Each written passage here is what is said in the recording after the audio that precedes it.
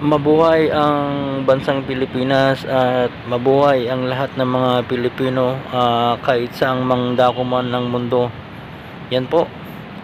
Nandito ako ngayon sa tapat ng SM Mega Tower dito sa SM Mega Mall. Ito po yung SM Mega Tower na may 50 story po. Yan. 5:20 na po ng hapon ko narating ito, guys. Yan po.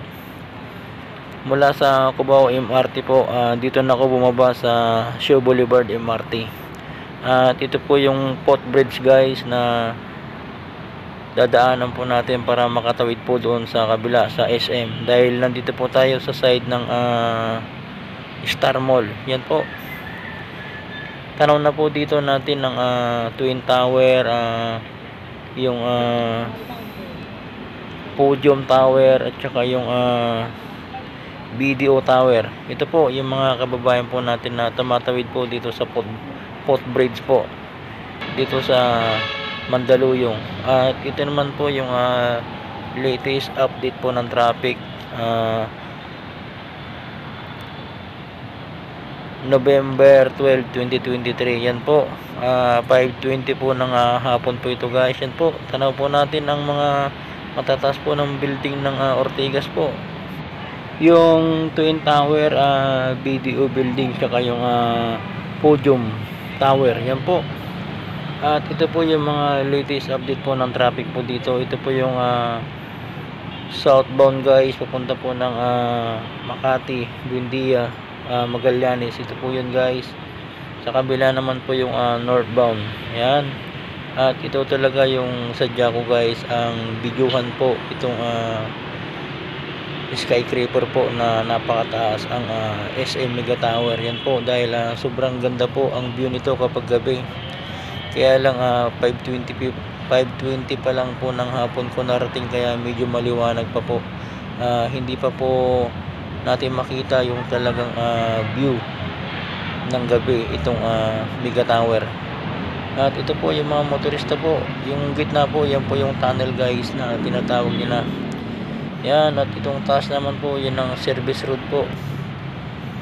Yan po yung laging pinupuntan po ng mga kababayan natin ng SM Mega Mall. Yan po yung pailaw po dito, ang pangalan po ng pailaw nila, Mega Bright. Yan po yung mga building po ng Ortigas. Tanaw po dito, guys.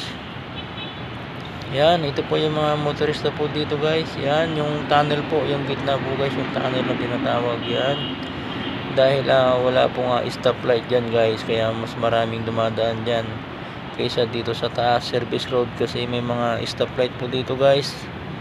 Yan. At ito po yung latest update po ng SM Mega Mall po, mga kababayan po natin na namamasyal po. Araw po ng linggo ito, guys. Yan. Ito talaga yung sadya ko, guys. Yan, dahil napakaganda po yung view nito, yung ilaw nito pag gabi. Noong nakita ko ito, kulay blue yung ilaw nito. Ngayon naman kulay pula. Kaya gusto kong i-share po sa inyo ito, kaya lang po medyo maliwanag pa po. Hindi pa natin makita, guys, yung ganda ng pagkailaw niya pag gabi. Siguro bandang alas 6 na po yan, guys. Sobrang ganda na po ng ilaw niyan. Yan po. Ito po yung northbound, guys. Yan, ang dami na pong sasakyan at ang dami na pong mga kababayan po natin dito na nanggagaling sa Shaw Boulevard MRT para pumunta po dito sa SM Mega Mall. Yan po yung mga motorista po natin. Grabe, ang dami na po. Yan, nasa 5:13 na po ito ng hapon, guys. Yan, medyo dumidilim na po. At ito na nga po yung SM Mega Tower. Yan po. Yan, medyo nakikita na po natin yung ilaw niya po na pula. Yan po. Yan. At mas maganda po sana ito, guys, kapag yung madilim na talaga, para kitang kita po yung ilaw niya, na sobrang ganda po kapag umiilaw po ito ng gabi. Yan po yung mga motorista natin, guys. At yun naman po yung Shaw Boulevard MRT station. Yan po, ang dami po nating mga kababayan na namamasyal lagi dito sa SM Mega Mall. Yan po, yan, dahil ito rin ay isang sentro po dito sa EDSA. Kapag sa Mandaluyong ka, ito malapit lang po ang SM Mega Mall na puntahan po. Yan, mga Guadalupe po, yan, malapit lang po sila dito. Ang Buni, yan po, napakarami nating mga kababayan po natin na nandito ngayon guys, araw po ng linggo, na mamasyal po sila. Yan po, yan, bali alas 6 pa yung pasok ko guys, nasa 5:30 na po ng hapon. May 30 minutes pa ako para lakarin po yung duty ko doon sa Ortigas po. Doon po ako magpapa-deliver po ngayon guys. Yon, may dalawang security doon na magdi-day off po. Yan, ito po yung mga kababayan po natin na mga joyride po. Angkas, habal-habal, naghihintay po sila dito ng mga pasahero po nila dito guys. Yan po sila. Yan, ang dami po nila dito guys, nakahilera, pila-pila po sila dito. Yan po, para maghanap buhay po ang mga kababayan po nating riders. Yan, dahil siguro pauwi na rin sila sa kanilang bahay, kaya sinusubukan nilang makakuha ng pasahero na papunta sa kanilang lugar o kaya malapit. At sayang din naman, para magkaroon sila ng pambili ng gasolina kapag sakaling makakuha sila ng pasahero po. Ito na po guys yung sinasabi ko kanina na napakaganda yung view nito kapag gabi. Itong SM Mega Tower, yan po, yung kulay pula po guys, yan yung sinasabi ko kanina na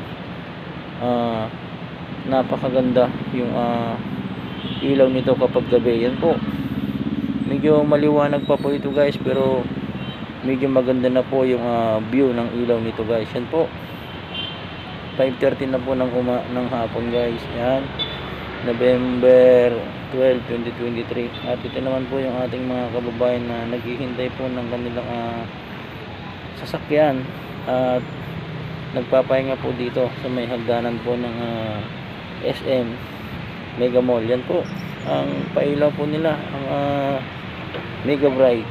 Yan po yung mga motorista po natin dyan sa EDSA. Yan po, ito po yung mga latest update po dito sa SM Mega Mall po.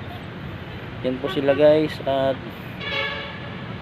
nandito na po tayo sa time sculpture po. Yan, na laging nagpapaalala na magbaon tayo ng maraming oras sa ating mga pupuntahan, lalong lalo na dito sa EDSA na talagang traffic. Yan po sila guys. Yan, yung mga kababayan natin na nanggaling po sa Vikings, kumain daw sila sa Vikings guys. Yan, buffet po yan, masarap po doon sa Vikings kumain. Yan po, gumaganda na po yung ilaw niya kapag dumidilim po. Yan, yung SM Mega Tower skyscraper po. Skyscraper, yan po, 50 story po yan guys, sobrang taas yan. At ito naman po sila guys, para magpa-picture po dito kay time sculpture po. At tuwang-tuwa po sila guys na magpa-picture po dito guys. Yan, at yung mga Christmas light po dito kay time sculpture, talagang napakaganda naman talaga. Yan po, nilagay po nila yung mga Christmas light po, nilagay po nila dito sa mga halaman po. Yan, kaya makikita natin yung mga ilaw po nandyan po sa halaman. Yan po, grabe, ang ganda po ng mga pailaw po dito guys. Yan po, kumikinang-kinang po yung mga pailaw po nila dito sa mga halaman ng SM Mega Mall. Yan po guys, ang gandang tignan po dito. Kaya kapag yung mga namamasyal po dito ay tuwang-tuwa po.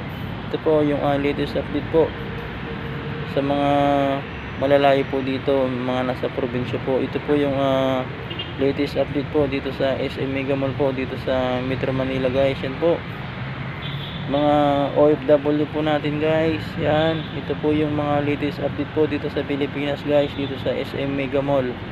Yan, grabe, ang ganda po ng mga Christmas light po dito sa mga inilagay nila dito sa Time Sculpture guys. Yan po. Yan, ito na po yung Time Sculpture na laging nagpapaalala na magbaon ng maraming oras at i-enjoy lang po yung pagdadrive dyan sa EDSA, dahil alam naman natin na maraming mga motorista po at talagang madalas may traffic po dito. Yan po si Time Sculpture, laging nagpapaalala na magbaon ng maraming pasyensya at oras dito sa EDSA. Yan siya guys. Yan, sa mga hindi pa po nakakaalam guys, may Time Sculpture po dito na laging nagpapaalala guys. Yan, na magbaon ng maraming pasyensya at oras po at i-enjoy lang po yung pagdadrive dito sa EDSA. Yan, grabe, ang ganda po dito kapag gabi na. Yan, maraming salamat po at mabuhay ang bansang Pilipinas.